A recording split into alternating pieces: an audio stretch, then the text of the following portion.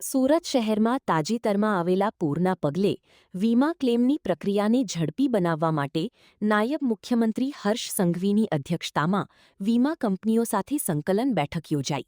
આ બેઠકમાં 22 વીમા કંપનીઓને ક્લેમ પ્રક્રિયામાં સક્રિયપણે જોડવામાં આવી છે. નાયબ મુખ્યમંત્રીએ જણાવ્યું કે અત્યાર સુધીમાં ₹29 કરોડના વીમા ક્લેમ મંજૂર કરવામાં આવ્યા છે અને હજારો પૂરગ્રસ્તોને સહાય ચૂકવવામાં આવી છે. જો કે ધીમી કામગીરી બદલ 7 વીમા કંપનીઓને નોટિસ આપવામાં આવી છે અને આગામી 15 દિવસમાં તેમની ફરી સમીક્ષા થશે. ઉપરાંત પૂરગ્રસ્તોને રાહત આપવા ₹147 કરોડની ઐતિહાસિક વેરામાફી જાહેર કરવામાં આવી છે. સહાય માટે ઓનલાઈન પોર્ટલ અને વોટ્સએપ લિંક શરૂ કરવામાં આવી છે, જેથી પીડિતો સરળતાથી અરજી કરી શકે. સંઘવીએ અધિકારીઓને તમામ ક્લેમનું ઝડપથી નિકાલ કરવા સૂચના આપી છે. તારીખ 6 જુલાઈએ સુરત શહેરમાં અતિ ભારે વરસાદના કારણે અનેક વિસ્તારોમાં રહેતા નાગરિકોએ તકલીફોનો જે સામનો કરવો પડ્યો હતો. લોકોને ઘરોમાં, દુકાનોમાં, વેપારમાં ક્યાંક ને ક્યાંક આ ભારે વરસાદના કારણે ભરાયેલા પાણીમાં નુકસાનીનો બી સામનો કરવો પડ્યો હતો. રાજ્ય સરકારે વહીવટી તંત્રો જોડે મળીને તાત્કાલિક આ તમામ શહેરીજનોને કઈ રીતે મદદ પહોંચાડી શકાય અને ફૂલ નહીં તો ફૂલની પાંખડી પણ આ દુઃખની ઘડીમાં ટીમ ગુજરાત તરીકે મહાનગરપાલિકા, જિલ્લા વહીવટીતંત્ર, રાજ્ય સરકાર એક ટીમ તરીકે બધા જ ઘરોમાં તાત્કાલિક સર્વે થાય, ઘરવખરી કેશડોલ આપવામાં આવે મહાનગરપાલિકા દ્વારા, સ્વચ્છતા સ્વાસ્થ્યની તાત્કાલિક ચિંતા કરવામાં આવે. આજે બપોરે 12 વાગ્યા સુધી સુરત શહેરમાં 61,360 લોકોને કેશડોલ ચૂકવી લેવામાં આવ્યા છે અને ઘરવખરી માટે 29,642 લોકોને ઘરવખરીની બી સહાય પહોંચાડી લેવામાં આવી છે. એટલે કુલ મળીને આજ સુધીનું ગણીએ તો 20 કરોડ રૂપિયા જેટલા ઘરવખરી અને કેશડોલની અંદર ચૂકવી લેવામાં આવ્યા છે લોકોને.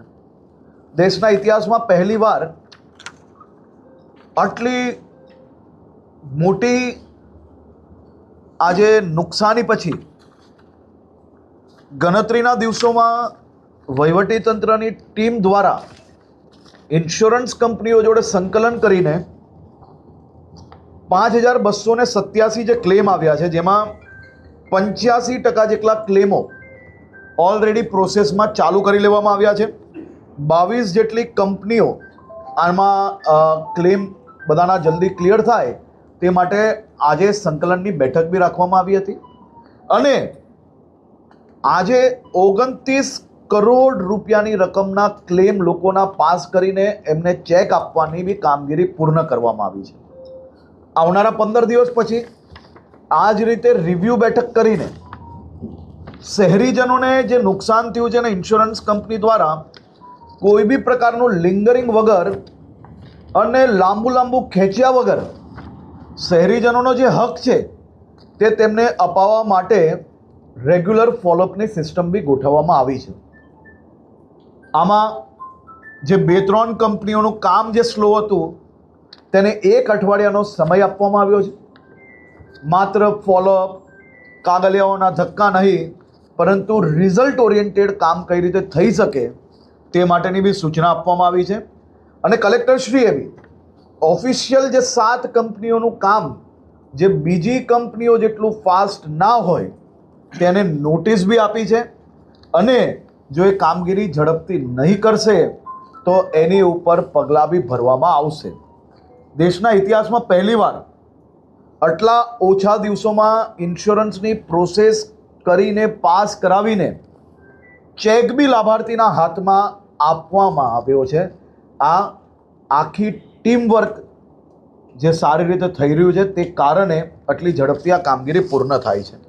સાથે સાથે મહાનગરપાલિકા દ્વારા જે વિસ્તારમાં કોઈના ઘરમાં, દુકાનોમાં, ફેક્ટરીમાં, ખાતાઓમાં ક્યાંય બી પાણી આવ્યું હોય તો સંપૂર્ણ વેરા માફીની જે જાહેરાત કરવામાં આવી છે તેમાં મેયરશ્રી, સ્ટેન્ડિંગ ચેરમેનશ્રી છેલ્લા 5 દિવસથી લગાતાર સંપૂર્ણ સર્વે કર્યા બાદ 3,54,600 યુનિટ એને 147 કરોડ રૂપિયાના વેરાની માફીનો બી પરિપત્ર થઈ ચૂક્યો છે.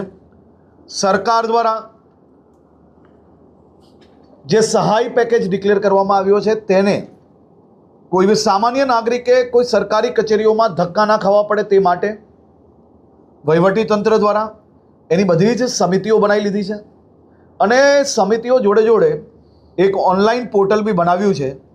એ ઓનલાઈન પોર્ટલ પર જે કોઈના ઘરમાં કે દુકાનોમાં જ્યાં જ્યાં નુકસાન થયું છે અને જે યોજના બનાવી છે એ યોજનામાં જે લોકોને લાગુ પડતું હોય એવા લોકો એમના ફોટો, વિડીયો જોડે સંપૂર્ણ માહિતી ઓનલાઈન ભરી શકે છે. હમણાં 1 કલાકમાં ઓફિશિયલ પ્રેસ નોટના માધ્યમથી આ વેબસાઇટ ચાલુ કરી લેવામાં આવશે.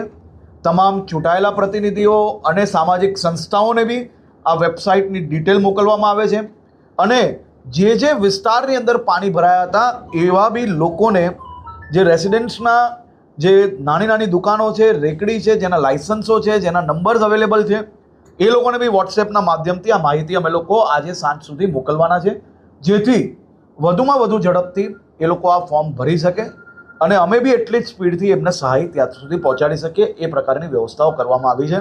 આજે મારા તમામ સાથી ધારાસભ્યો જે પોતપોતાના વિસ્તારની અંદર કેસ્ટ્રો